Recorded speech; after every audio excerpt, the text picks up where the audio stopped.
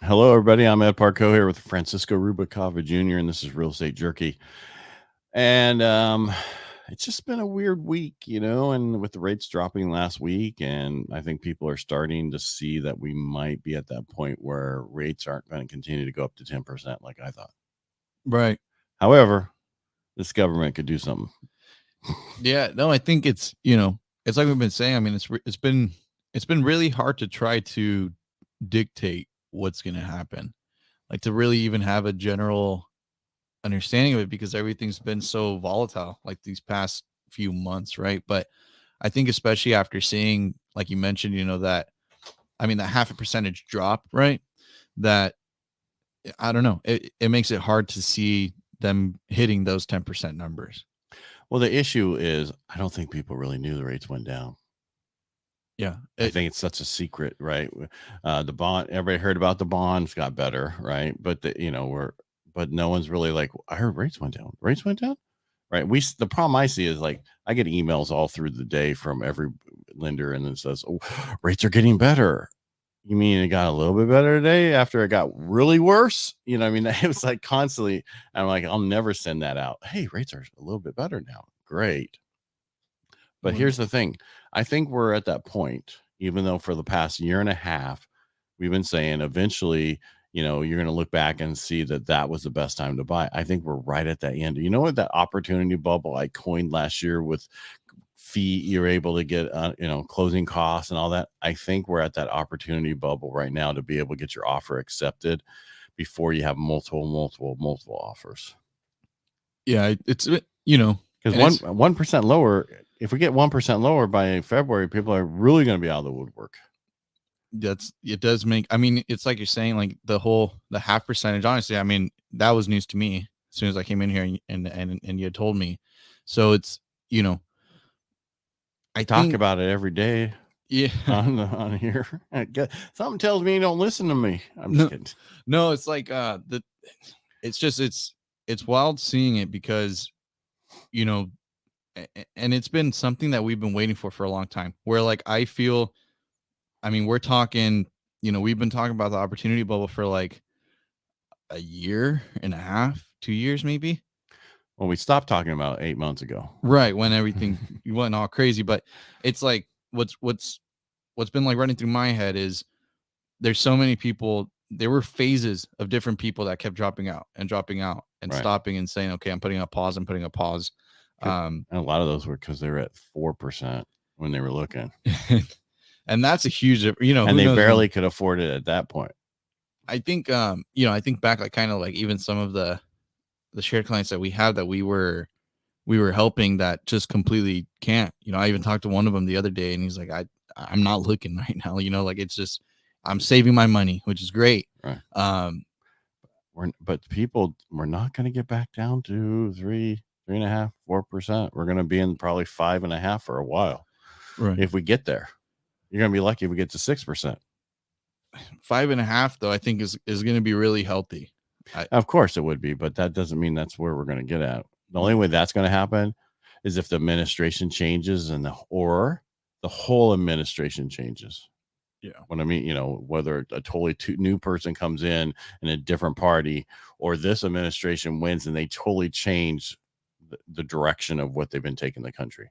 Because there's so many people so tired of the Green New Deal stuff and all the energy prices and everything getting expensive. Get solar, but I can't. Put turf in your yard. Oh, it's illegal now because it causes cancer and there's stuff that leaches into the ground and now you can't put it in anymore. We're not going to allow you, even though we forced it down your throat. The next question is, are they going to come back and say, you got to take it out?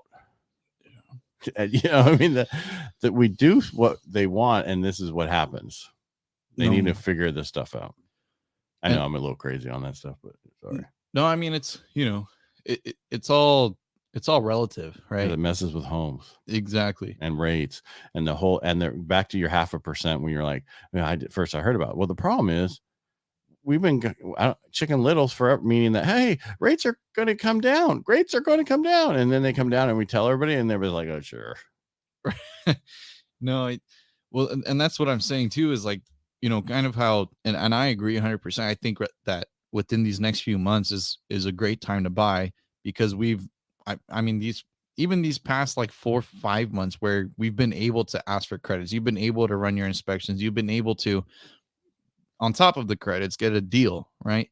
Like right now is the time to get that. And in my head, I just keep thinking about so many people that, I still stay in touch with. I keep sending listings to that aren't doing anything, like Right. like nothing right now.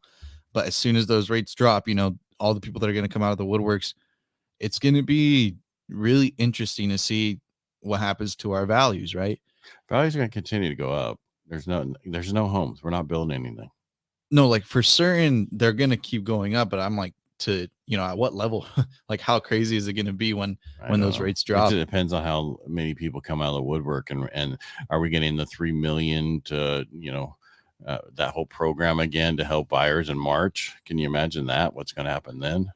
So my biggest thing I would tell somebody is if they've been on the sidelines and they've been saving and they have to buy a duplex, triplex, or a fourplex with 5% down, you got the rents from the other units to help you out, and your payment will be better, and you'll probably be able to qualify for that, which you can't qualify for the unit by yourself.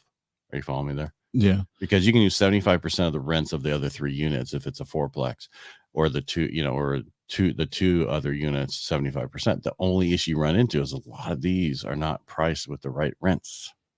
That's the biggest issue I've been seeing with the multifamilies. Mm-hmm. It's just the rents are like in the 700s, and they're charging like $600,000-$700,000 for these things. I know they're nowhere close to what they should be at. No, it doesn't ring out. I mean, and in that they're case, not true income, and that's why most people go 6 units or greater and they get into apartment complexes because they're based off of the rents, what the things are worth. Follow me? Mhm. And these things are based off of what a single family home is worth.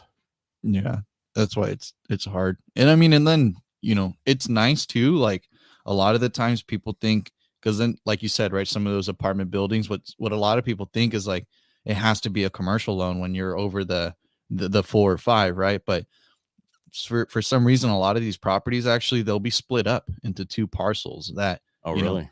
right, which is great because, and then in that case, you don't need to go commercial. You can just pick up like 2 conventional loans, Right. and then you purchase it, and it saves a lot on the interest. Oh, But yeah, it because depends. it's a night and day difference. Because on a lot of that's adjustables, where with Fannie and Freddie, it's fixed rate. And that's the thing. And once you get from 5 units up, and there's a sweet spot, 5 to 10, it's totally different. Then above that, it's totally different. That's where you have to look at each one to see where it's at. But the best ones is 1 to 4 units, 8 unit on 2 separate properties is a better way to do it. Right. Or even if it's like a 7, right? Which is as long as, Well, I'm just saying there's 3 on yeah, one and 4 on the other. That's fine too. exactly. Yeah. That's like that. That's, it's hard to find them though. Or a It's not like 6. it always happens. Yeah, exactly. No, yeah, but it's even, it doesn't happen too often, right? But No, but there what are you need times. to do is you need to get with a contract. So I ran into somebody who was building affordable housing, is what they said, in a factory, and they were doing units, right? Well, I'm thinking somebody should do this for multifamily fourplexes on a property, build it, sell it to somebody that's going to live there, and constantly do that over and over again. You got a built-in clientele. There's so many people who want to get into it. You can find little lots, put a fourplex like they're doing on that little thing on Tully and what is that, Orangeburg, that old house. Yeah. That Tully, yeah, it's Tully. I'm talking about where they're going to have a unit in the back plus the house. Yeah. That thing's like forever. Dude, yeah, but you got to remember they're probably so far ahead, but you got to get everything signed off by the city, and city is not fast on stuff. So Yeah, no, it's always it's always a long run. But that's nice to see that, and I think I mean, I actually recently I've been helping out a group of investors who are hopefully going to put something up soon in downtown as well. And man, it takes a long time when they're doing everything, but the city they want more. I mean, they're making it a lot more doable. These people, they're working with like I think an 8,000 square foot lot, and they'll be able to put eight units on there. It's a 2-story one, right. But those are the kinds of opportunities that we need to be seeing.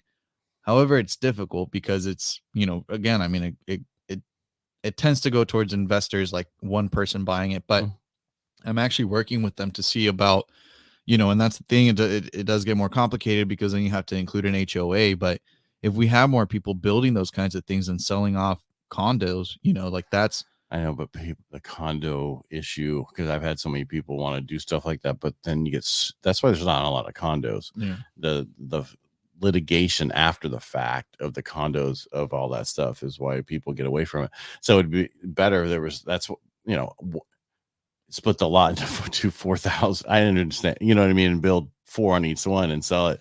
Then you don't have that same issue. But I understand why they're selling it to an investor. So, yeah, I totally get that. But I was like even running into a guy that does a lot of development here in town, and he's in our road. He was in our Rotary, but he just ran out of time, so he's not there. And I was like, hey, I got 32 acres of 20. You know, with what everything going on, we should build a bunch of houses up there, you know, multifamily, and they would be rented at nobody's, you know, right away. And he's like, let's talk. Well, that's like, you know, and that's huge. I mean, even what they're doing helps because, you know, it's at least providing the housing for the renting, because that's where, you know, a lot of people want to become landlords now. I think it became the, you know, people started getting FOMO and everybody now wants to own a rental, right? Right. It's just California, you gotta be careful. Yeah. So, No, the problem is California the renters have more rights than the landlords. And I don't even think you can call them landlords anymore. They gotta be property providers. Yeah. Started calling them rent rats. I'm like, oh my gosh. They're still landlords. I don't care. You know, that's a whole thing, you know, just like master bedroom, I guess. Yeah. Must be the main bedroom. No, exactly. But it's funny because I watch on TV and it's like they're still saying it on some of them. It's like the older people are like, oh, it's the math. Oh, you're not supposed to say that anymore. Right. Well, there's a gray area with everything nowadays. Got to tread lightly on everything. Yep. Well, you just be who you are, and you'll attract the people that you want to work with. Don't change for other people. Right. That's it. Because you'll never change. I mean, it's like people are the way they are. Don't try to change them. Move on. Yeah. All right. I hope we talked about something good today. Definitely. We're at that tipping point. So if you're thinking about buying, you might really want to get into it and also look at, you know, duplex, triplex, fourplex. It's just harder. Maybe the one you're living in, the landlord wants to sell it now, and you could buy that one. Yeah. All right. Make it a great day. Thanks for being here, Francisco. No, thank you for having me. All right. Take care. Yeah. And we'll see you next week.